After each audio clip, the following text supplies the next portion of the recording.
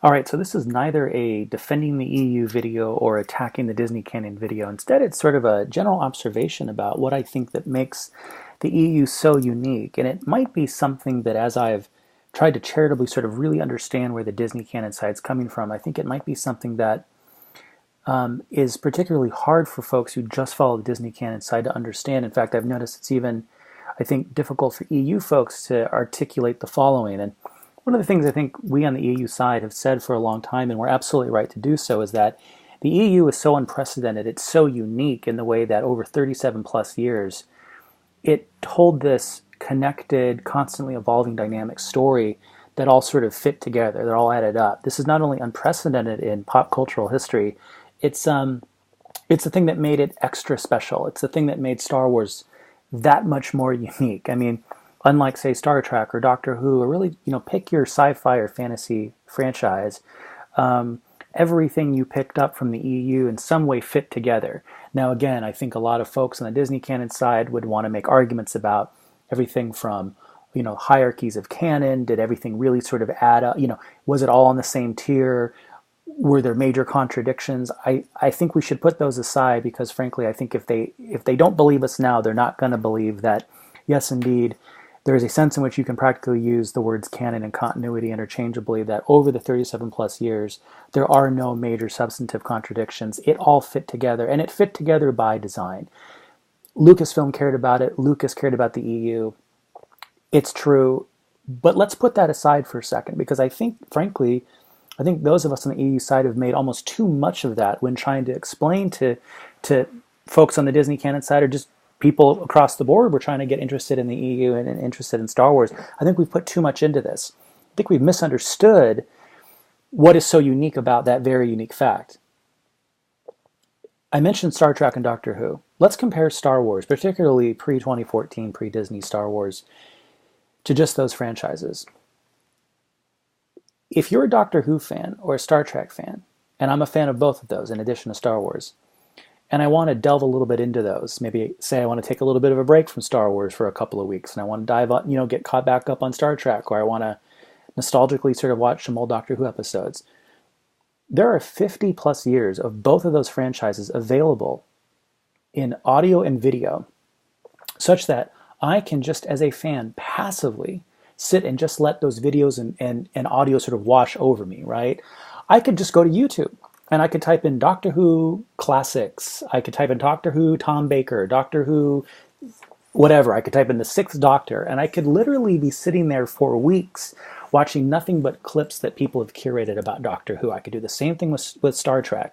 These are franchises that have been primarily driven by their ability to, over the decades, pump out new audio and visual content. Compare that to Star Wars, with the major exception of the 6 films, and a few TV shows, some of which existed in the early 80s, like Droids and Ewoks cartoons, which are essentially no longer available, maybe the holiday special, the Clone Wars movie, and the 2 Clone Wars TV shows. With those major exceptions, which essentially only add up to a handful of hours of video and audio content, Star Wars, through 2014, was disproportionately, primarily driven by the EU, by content that wasn't so passive. Sure, there were more audio adventures and various things along these lines, and like I said, there were things like the Clone Wars cartoons and various other things, but the vast majority of what Star Wars was the EU. And what was that type of content? It was books, it was comics, it was RPG adventures, it was card games, it was so many sorts of things that required all of us as EU fans to engage in a way that you really weren't able to if you're just a sort of a Doctor Who, Star Trek fan. I can't just, in particular, I couldn't have done this in the 80s or 90s, but really before the internet really got big for most people, and before even things like YouTube came about, I couldn't have just sort of typed in Heir to the Empire into the internet and just expected to be sort of, inundated with tons of Star Wars content that was going to last for weeks on end, right? The way that a 50-year franchise like Trek or Doctor Who would be able to do. I had to engage in this as an EU fan in a very direct way.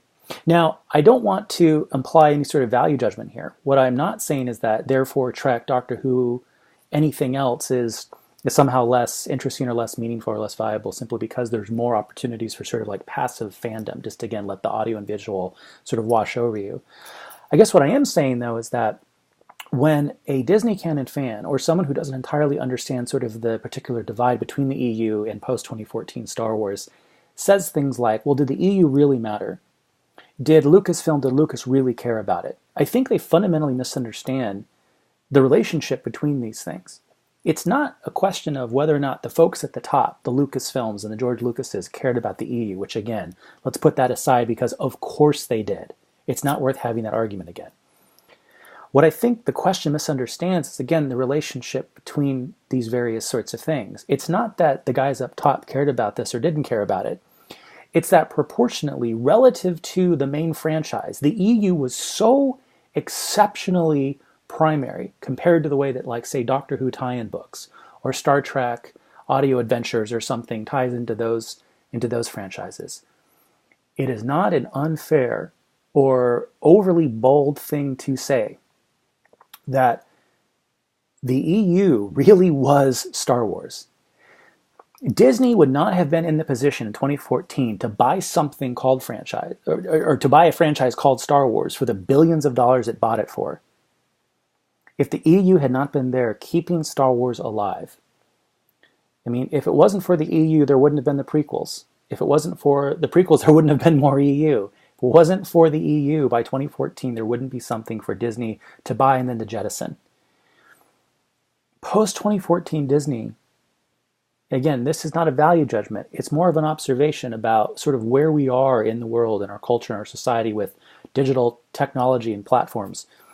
Post-2014 Disney, Star Wars, feels a lot more like other franchises now. And it's not just because they've jettisoned the old EU, which was interconnected. In fact, this is what probably confuses lots of Star Wars Disney fans, because they say, well, hey, if all you cared about was a connected canon, they say, that's what we've got too. Our content's connected.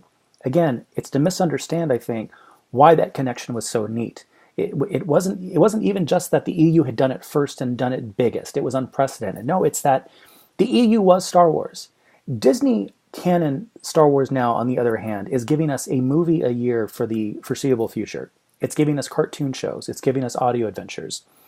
StarWars.com itself is giving us tons of viral videos and podcasts. There is a cottage industry online and in our popular culture of people like this creating YouTube channels talking about Star Wars. And people are primarily now talking about the new Star Wars. Podcasts about downloads about reviews of the Rebels show and what new comic book came out, and Facebook groups about what sort of Rogue One branded Hot Wheel toys have you gotten today. You can't exist in our culture, in our popular culture, without being awash now with digital video content about the new canon.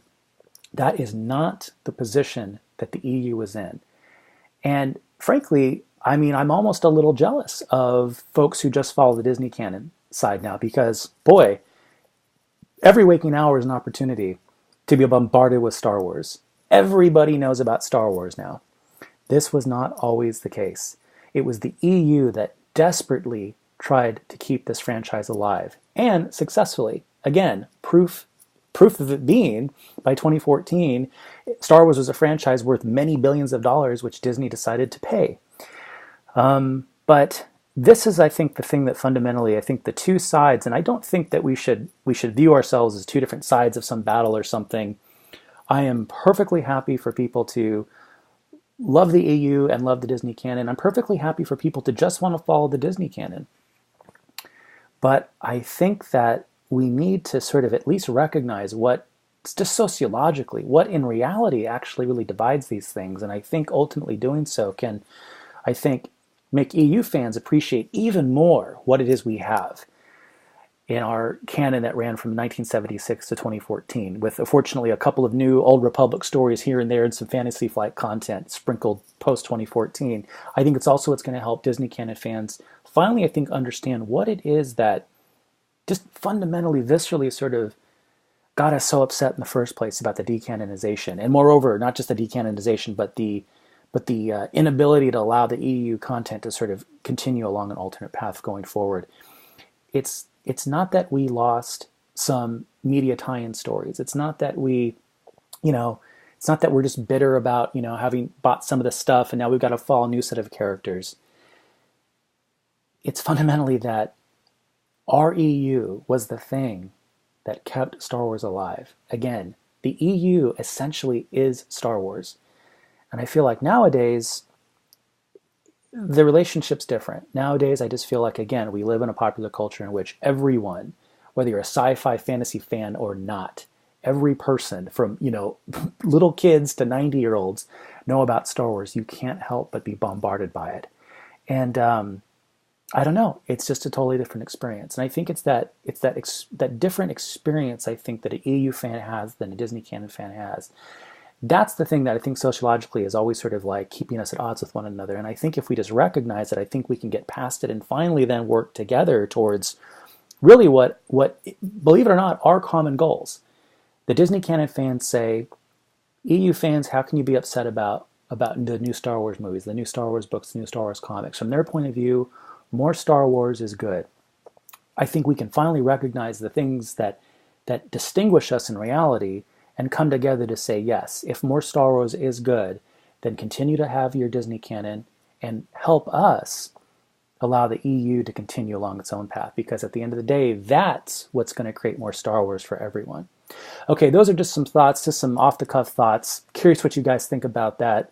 Love to know if you guys have the same sort of opinion, what you guys are thinking. And anyway, I'll be back with some more thoughts from time to time as they come to mind. All right, talk to you later. Bye-bye.